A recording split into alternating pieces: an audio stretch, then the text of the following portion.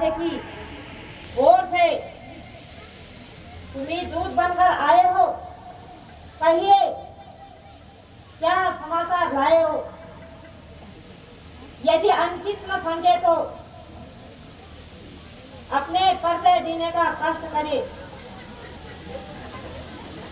श्रीमान, मैं स्वर्गीय वानर बालीराज का पुत्र हूँ और अंगद मेरा नाम है। मैं रामचंद्र जी की ओर से आपके लिए विशेष संदेश लाया हूँ। ओहो, तुम मेरे मित्र बाली के सुपुत्र हो। कहिए कुशल से तो हो। आपकी कृपा से सब कुशल हैं। मैंने बहुत समय पश्चात तुम्हें देखा है, इसलिए जल्दी न पहचान पाया। आप मुझे कुछ भी कहिए, मैं तो नीच तथा पथिक कहने के कभी बुरा नहीं मानता। सबकी आपकी बातों को सहन करता हुआ अपने स्वर्गीय पिता का मित्र होने के कारण अपनी तुच्छ बुद्धि के अनुसार समझाना अपना कर्तव्य समझता हूँ। मेरे पास इन भाषणों की सुनने का समय नहीं है। तुम्हें जो कुछ कहना है जल्दी कहो। तो सुनिए, मुझे श्री रामचंद्र जी ने इसलिए भेजा है कि आप इस अकारण के रक्तपात से मुख मोड़ ले। यही मेरी आपसे प्रार्थना है। यदि दोनों ओर संधि होगी, सैनिक बलिदान नहीं होंगे, सब और शांति का राज रहेगा, झगड़े नुकसान नहीं होंगे। जो रणचंडी चेपगी, जो रणचंडी चेपगी, पृथ्वी कालिक न होगी। जय और पराजय फिर होगी, तब तो महाप्रलय होगी। इसलिए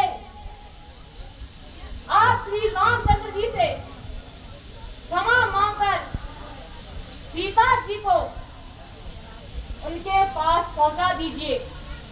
फिर मैं भी क्षमा कराने की कोशिश करूंगा।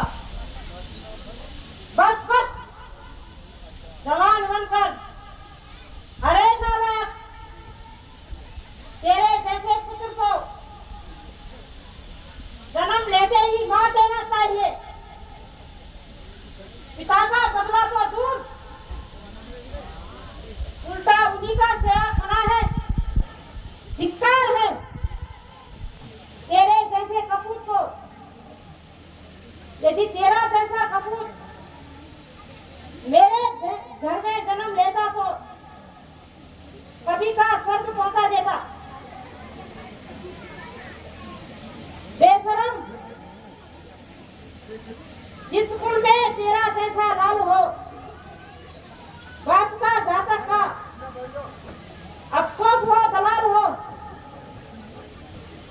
ओ अभिमानी रावण, वास्तव में तेरा भी कोई दोष नहीं, क्योंकि होनी के काल चक्र ने तेरी बुद्धि पर पर्दा डाल दिया है तथा सोच विचार का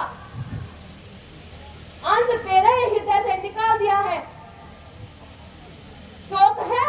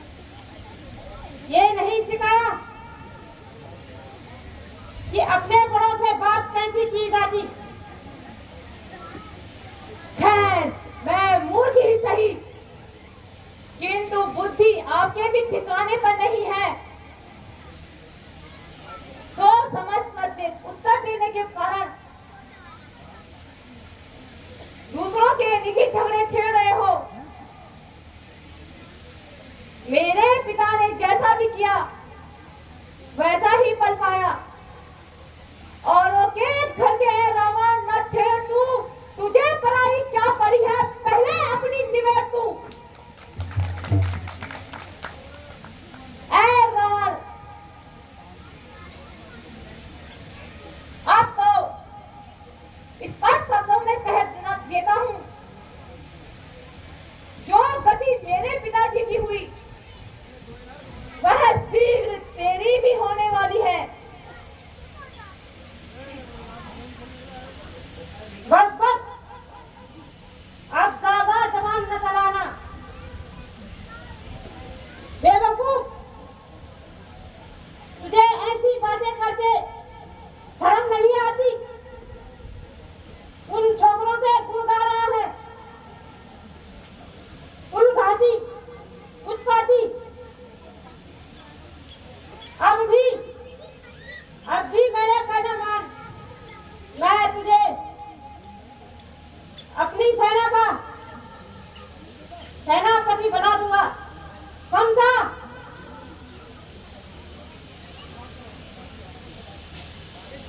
पापों ने अंधा किया तुझे, अरे पापों ने अंधा किया तुझे।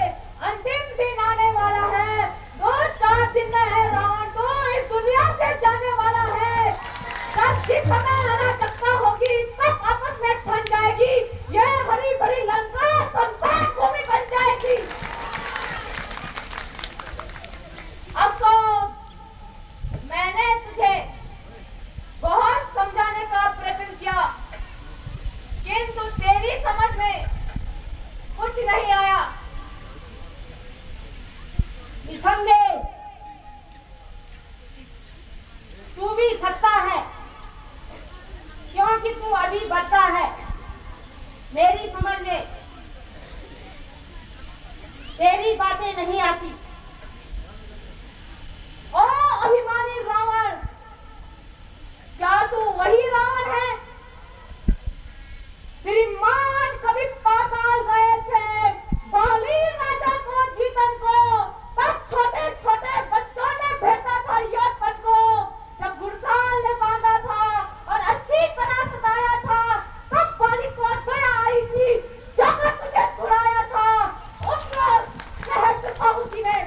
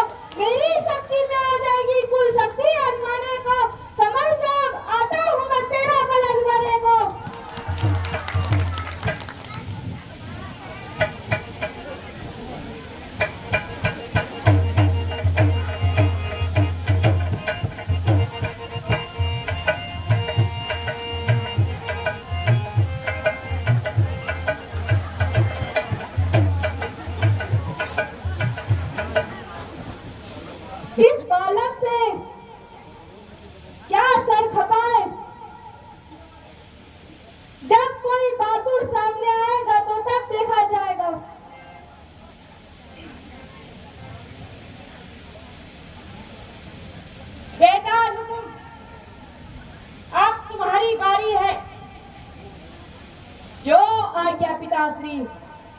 पिताजी जय शंकर जी। मैं अपनी वीरता का आपको जोर दिखाता हूँ। नजर मेरी ओर रखना, यह पाप कैसे उठाता हूँ। क्या होगा पिता, इसके पैर के टुकड़े टुकड़े कर डालता हूँ। सावधान हो, अरे कायल, मैं तेरी ओर आता हूँ।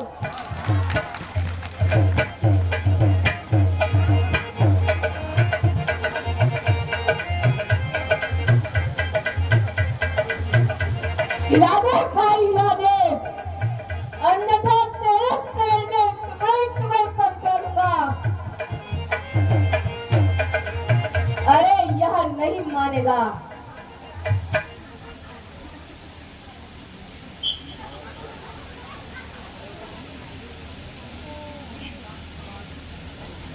पहलवान, अब तुम उठाओ। जो आज्ञा महाराज। महाराज जय शंकर की। जय शंकर जी। यह ताकती है कुदरत ने, यह ताकती है कुदरत ने। मेरी इन 10 बाजू में जमीन और आसमां को तोल दूं इस तराजू में।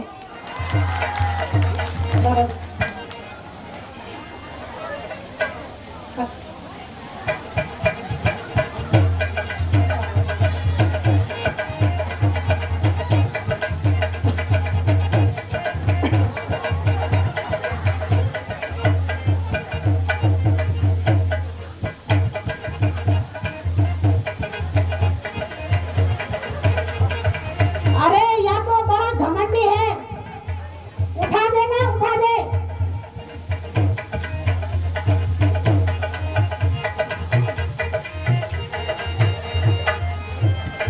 क्यों बीच सभा में मुझ जैसे वीर की इज्जत होता है। नहीं उठाएगा, नहीं तो भाड़ में पड़। जब मुकाबला होगा देखी जाएगी।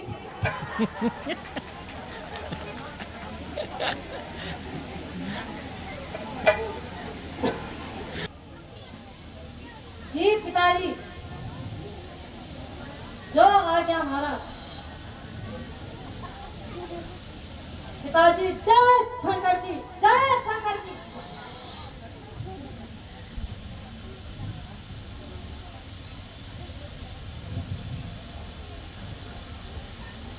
चलूंगा जिस जमीन पर, चलूंगा जिस जमीन पर, उस जगह भूचाल आएगा। जमीन तो एक तरफ, ब्रह्मांड भी कांप जाएगा। काल का भी काल हूं मैं, ये मेरी क्या काल आएगा। भस्म हो जाएगा जो मुझसे आंखें मिलाएगा। उसे तो एक ही जगह में कई चक्कर खिला दूंगा। पाँव को क्या चीज उतनी, जमीन को भी हिला दूंगा।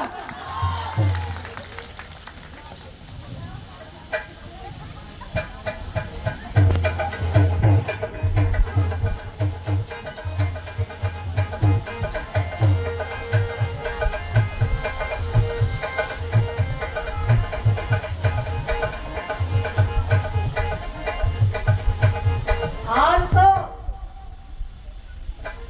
अजीब जानवर से पाला पड़ा है। ऐसा मालूम होता है कि इसने अपने पांव पर कुछ लगा दिया है। फिर बाद में देखा जाएगा।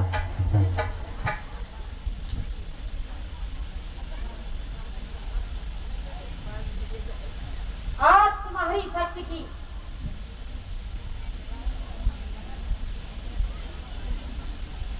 उठो, सब मिलकर इसका पैर उठाकर जमीन पर पटक दे।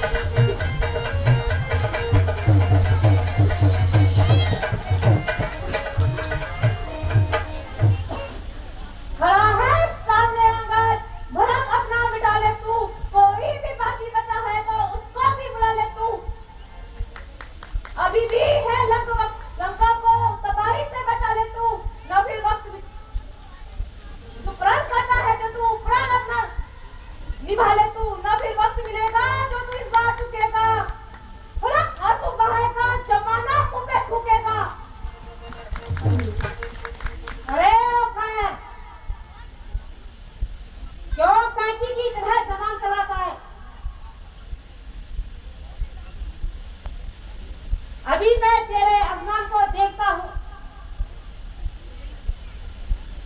पाँव तो दूर रहा, इस संसार से मिटा दूंगा।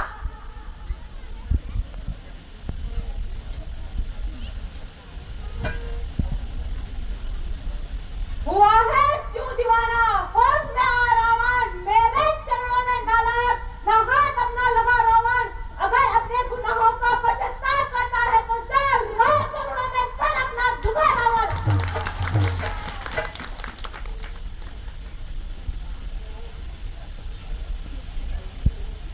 अरे ओ दूर, तेरी भलाई इसी में है कि तू यहाँ से चलेगा, फिर देखेंगे इसी भूमि में कितनी देर तक पैर जमाए। ओ अभिमानी रावण, जिन भाइयों के भरोसे तू इतना कूद रहा है वे केवल बातें ही जानते हैं।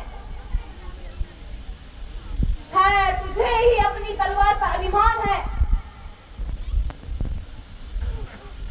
तो हमारी तरफ से भी युद्ध का ऐलान है।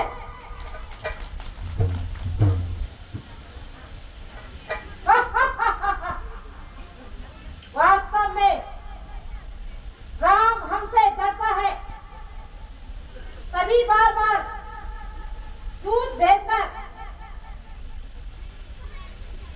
संधि की प्रार्थना करता है।